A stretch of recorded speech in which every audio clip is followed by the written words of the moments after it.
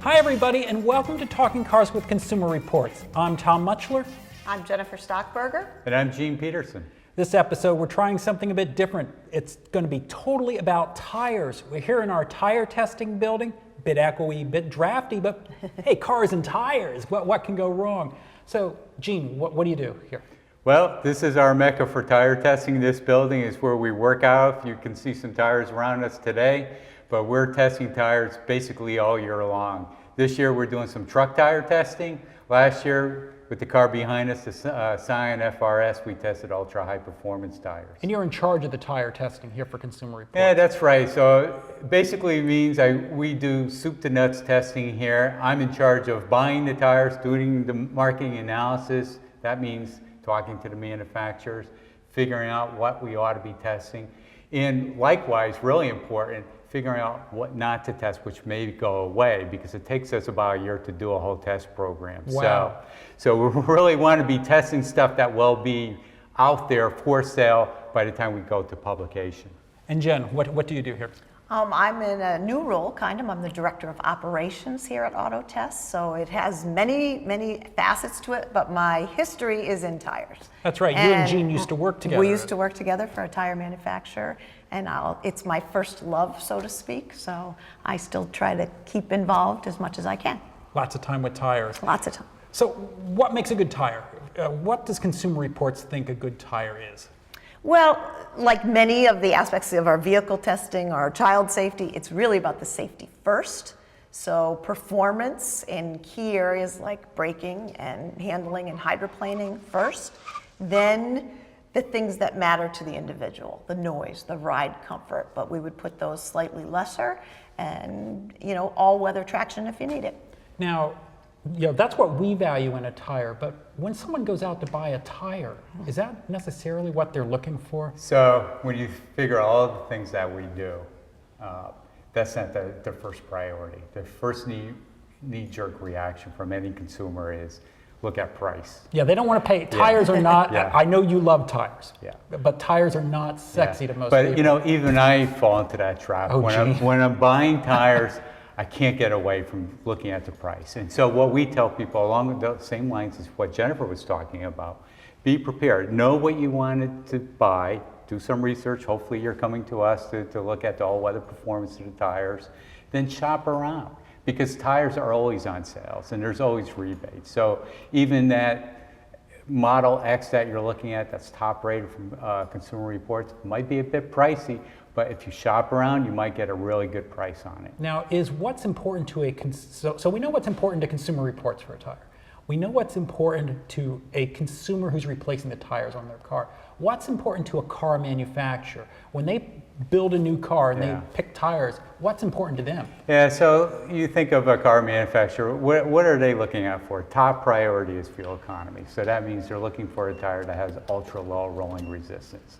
The easier it is to rotate, the more fuel efficient the tire will be. But what do I give up when I get a low rolling resistance tire? It's getting better. It used to be that the big trade-off for very low rolling resistance was often a lack of wet traction in particular. But there's new technologies, new rubber compounds. That compromise is getting less and less. They're figuring out ways to give good rolling resistance and still maintain a fairly decent level of And wet so, ride. the newest tires that we see, nanotechnologies and the compounding, silica is often described in the marketing of the tire. That means it's a tire that's been developed with low rolling resistance in mind, and yet without giving up a lot of wet grip. So it's getting to the point where you can almost have it all. Well, pretty much, and that's what they're being pushed to do, because the car makers, as you suggested, they're looking at low rolling resistance, but we have seen even through our own vehicle testing, sometimes they've gone too far by just weighing in on low rolling resistance and sacrificing wet grip. So they're trying to get some of that back, and they're really pushing on the tire manufacturers to come up with products that give you everything. Yeah, it's something we've seen. Actually, braking distance in cars, it was getting kind of crummy for a couple embarrassing of years. almost. And now it's solid to the point where we're rescaling braking. We will be more strict on braking because cars are doing better. While at the same time getting better fuel economy. So Sure. to our point, figuring it out differently. And still being quiet and still handling Right. well. And then in the aftermarket, you're seeing some of that fall over from the manufacturers. But see, that's something that confuses me, is that you can see a tire on the side of I go buy a new car. I'm going to use a dated example. We had a Subaru, had a Potenza RE92s on the side. The tire that came on the car from the factory isn't necessarily the same tire you get on the aftermarket, isn't necessarily, I mean. Right, can so you in the explain that? aftermarket, again, it gets back to what the consumer wants and the tire manufacturer trying to satisfy that need. Look, it's price, and then what's the other big metric that comes up? It's treadwear. That's something that everybody can understand. They want a long-lasting tire. And then after that, they're looking for a tire that has good grip. Particularly here in the Northeast, that means not only dry and wet grip, but grip to handle snow and ice as well. I think treadwear too is an important thing at an original equipment level that often the vehicle manufacturer doesn't really care about treadwear. So you'll hear a lot of people at original Because equipment level say, they're not right. warranted. I mean, No, the tire the manufacturer tire is, manufacturer right. does it, but the car manufacturer Right. does not. So you'll often hear of original equipment tires wearing more quickly than maybe an aftermarket tire that has a treadwear warranty, or we've tested and it now needs to market that treadwear. So OE, they don't care so much about treadwear. So how much of a difference does a tire make for a car? You know, Well, look, you have, what are you writing on? You're writing on 4 rubber envelopes, okay? And so the tire defines the performance of the car, actually. Wow. And it's the personality of the car. This car behind us, the FRS, you wouldn't put a regular all-season tire on, it'd be hobbling its capabilities. So you're attempting to put on the right tire to explore all the capabilities of that car. And that's why we have specific tires for family cars, specific tires for trucks, and tires that will fit ultra-high performance cars like the FRS. I've heard people use the word transform. Really? That occur when they've really done their homework, looked at what that car really needed, what they, even if it was something they didn't like and were trying actively to replace, that it has transformed their car. wow. So yeah, I think it makes a huge difference. And people can see that. I mean, if we tell them to look for a tire that performs well in the safety-related aspect, as Jennifer said, but then maybe also consider something that's important to you. Maybe it's a tire that's quieter, that rides more comfortably. Maybe it's a tire, if you live down in Florida, you're not necessarily interested in snow traction, so you're not looking at a top-rated all-season tire, but you're looking at a tire that performs well on dry and wet roads and resists hydroplaning. And we're able to break out each one of those performance attributes in our ratings. Yeah, we and do. It's all very consistent, so you know one tire versus another how it does. That's right. In fact, we do over a dozen different tests on most of the tires on which we evaluate, so we can break it out for the consumer. Granted, we talk about tread life, which we do down in Texas. It doesn't have a lot of weight in the overall score, but nevertheless, it's an important factor to the consumer, so that's why we do it. I know my dad complains a lot about treadwear. So yeah, I mean, but so you're a customer, you own a car. Tires can transform a car. Right. But you're also worried about money. But now you're getting cars with smaller and smaller sidewalls, Right. and lower profile, high performance tires. Replacing tires on cars have gotten more expensive. Right, and I think you touched on it earlier too. They're not a feel-good purchase. I think you said they're not a sexy purchase. It's people hate buying them. Most people hate buying them. It's something they don't want to do again soon, thus the treadwear piece. Right. They don't like buying them, so they don't like spending a lot on them. They're not going to show them to their buddy, hey, look at my new set of tires. But yet, they get the safety aspect, they get the performance aspect. So. But you wind up with fairly mundane cars, a Subaru Impreza or Right. an Elantra or these SUVs with 20-inch wheels and tires. Well, your replacement there's costs. a couple of ways of looking Yeah. at that. One, today's cars are really capable Right. vehicles. Very I mean, powerful. even your mundane Subaru Impreza that has, electronic stability control on it. It has relatively high horsepower versus a car that was built 20, 25 years ago. So it has capabilities today that you didn't see years back. But So that's not free. It's not free, and it needs really a good tire, a high-performance tire to get all those performance features while you're driving down the road. So yeah, people aren't embracing performance tires per se, but The cars come with it because those cars need to work with a good gripping, responsive tire. To give you all the capability the car can have. At that level of power, if you didn't have the grip to go with it, you'd just be spinning all the time. Right. Every time you took off from a stop sign, you'd spin the tires. And so what we're seeing nowadays, I mean, we buy a lot of tires, typically 800 Yeah, to a lot. 1,000 every year.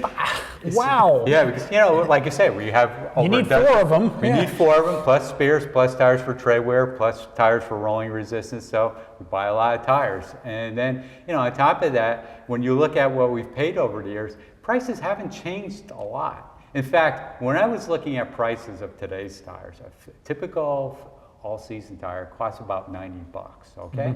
It's expensive. Average, It's not, yeah, it's not cheap.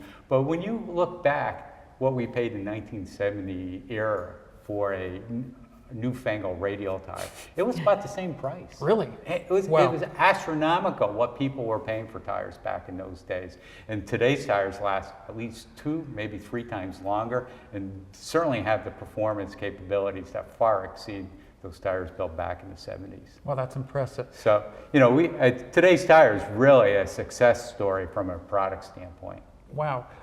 Speaking of spinning your wheels, Right. I want to talk about winter tires. Yeah. Where pros and Coming. winters are coming. Yep. Pros and cons of winter tires. Pros can't beat the extra traction and grip in snow-covered roads and low temperatures that winter tires provide.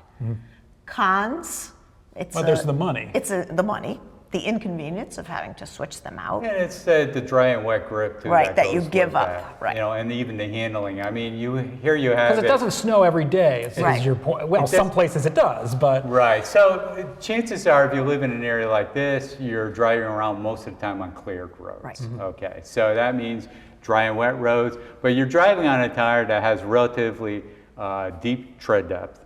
It's got a really soft compound, so it's going to feel a bit squirmy in Squirmier. comparison to your regular tires. Okay. Then they wear out faster too because of that soft compound that you're using. So what we tell people is, yeah, use them in the winter time, but come spring, make sure you take them off and get back to your regular all-season products. do you guys use winter tires on your family's cars? I actually do not currently, but my wife has from time to time on her car. She's got an all-wheel drive Subaru Forester. My son and his wife, they use winter tires because he's a teacher, she's a nurse. They've gotta go somewhere. They Right. must be, you know, at work despite what the weather might be like. And they swear by them because these tires really do work well in comparison to all-season tires. In fact, if you look at our user reviews, winter tires are really, again, another success story. People who buy them, They love them. they just love them because they realize they really do work. And they not only work to get you from not getting stuck, but you can corner better and you can brake better. Because that's the difference with all-wheel. Like, you know, oh, I have all-wheel drive. I don't need winter tires. Right.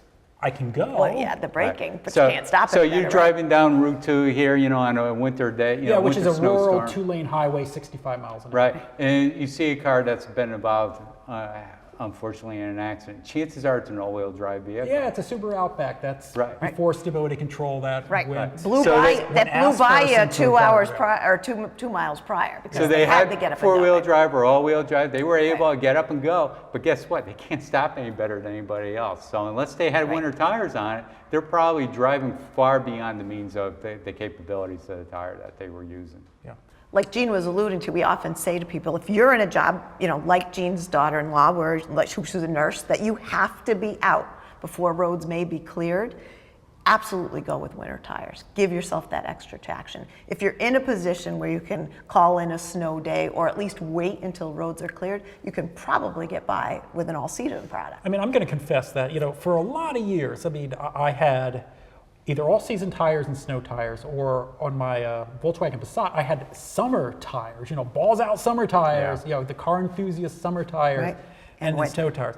But, you know, with the Durango, we've talked about it, I've gone to a set of Nokian WRG2s, which aren't the world's greatest all-season tire, but they're good. They aren't the world's greatest winter tire, but they're good. So the Nokian WRG2, I mean, is a novel idea. Over in Europe, where it was developed, they don't have all-season tires. Europeans use winter tires Or and they summer use tires. summer tires. Okay. Yes, my father-in-law, who's British, if it snows there, people are screwed because everything's low profile sport So tires. over in Europe, they don't know of what this all-season tire is that we love here in the United States. But Nokian developed what they call the all-weather tire, and it differs a little bit from the all-season product in that it is a winter tire that you can use all year long.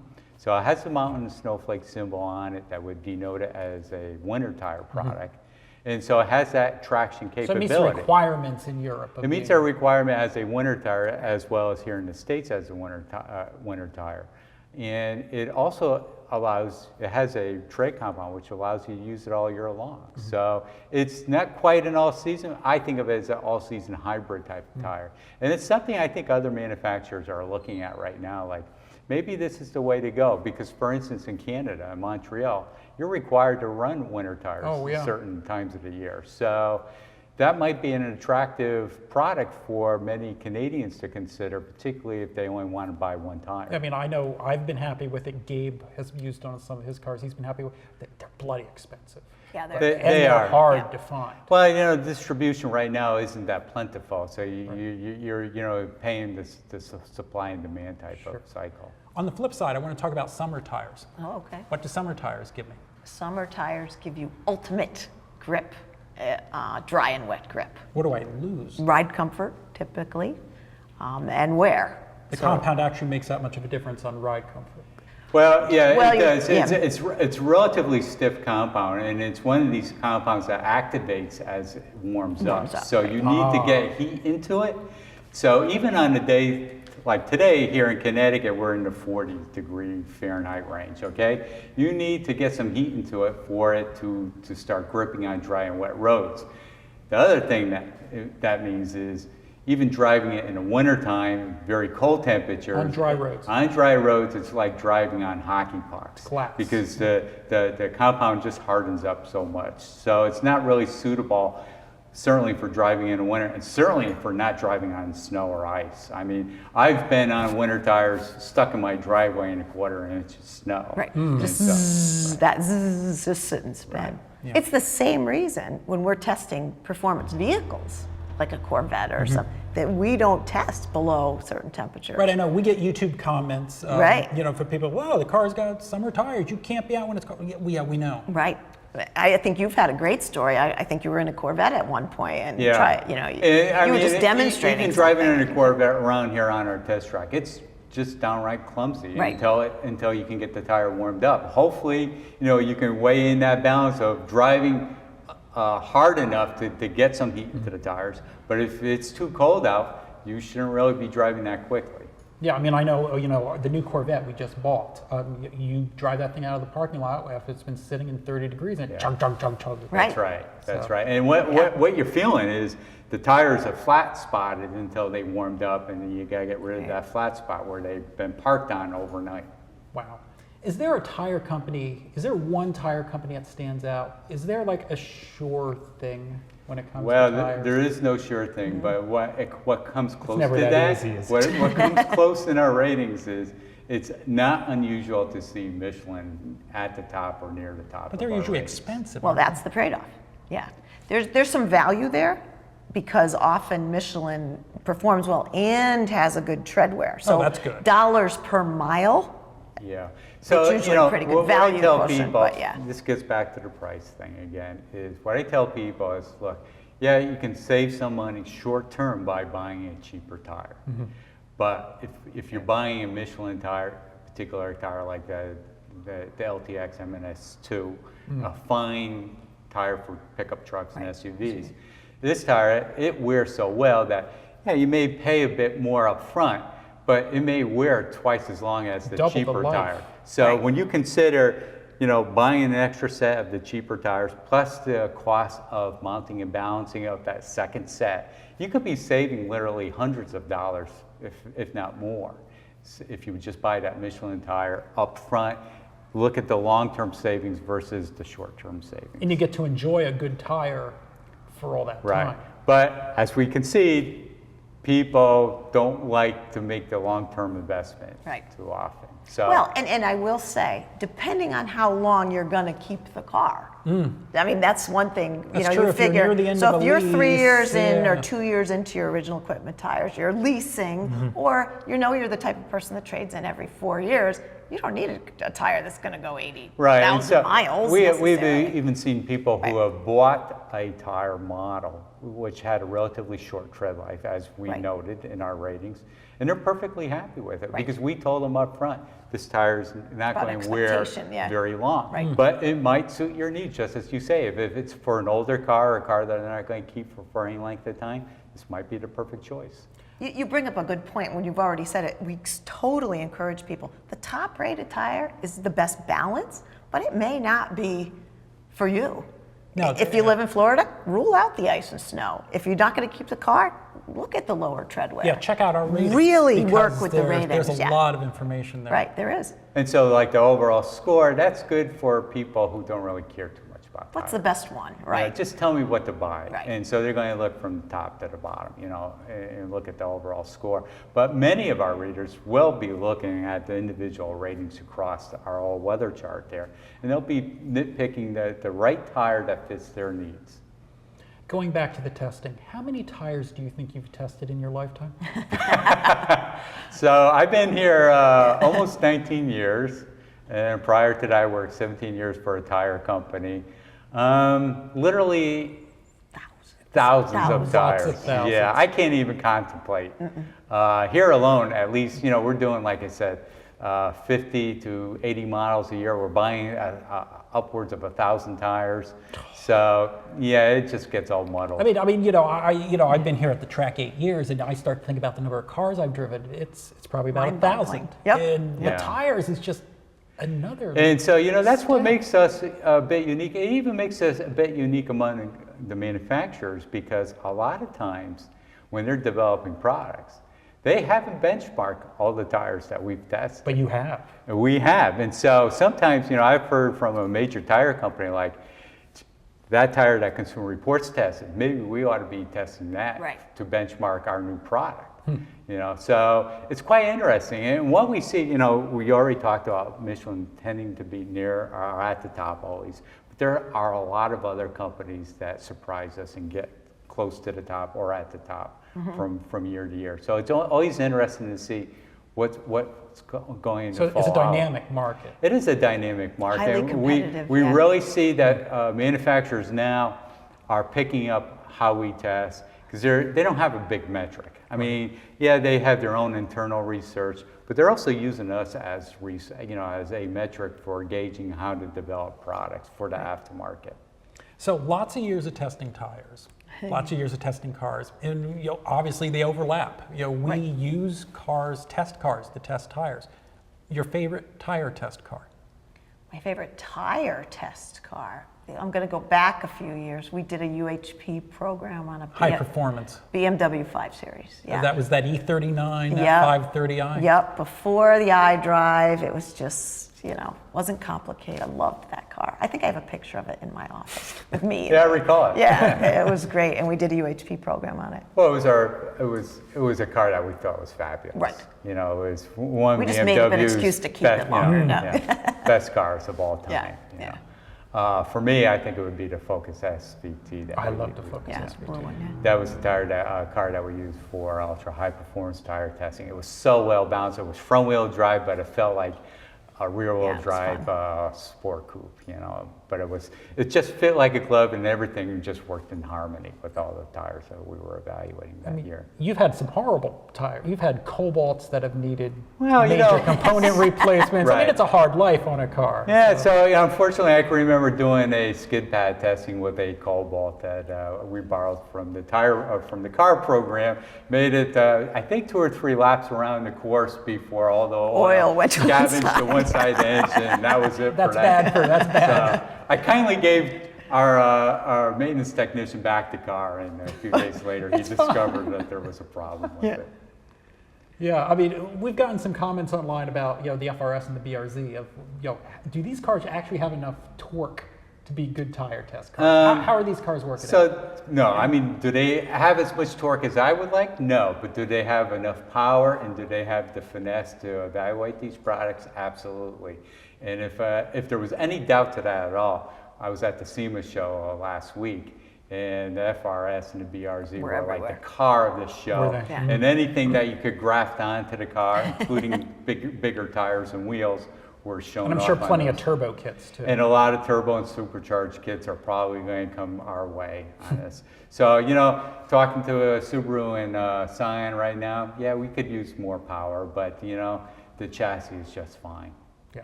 And keep in mind, those cars are being picked for a popular tire size that happen to come optional with Yeah, that. they aren't too right. big, Right. so it's- So something that's popular to the segment that gets us the most models to test in a popular that size. helps. So if you Right. picked something obscure, you're not going to get as many models. So to there's a test. lot to there's think an- about when you buy a car. And And Gene you know, goes through that whole we're open process. with the manufacturers too. We tell them what we're going to test size-wise, and we also tell them what cars we're going to use or what car we're going to use for the evaluation.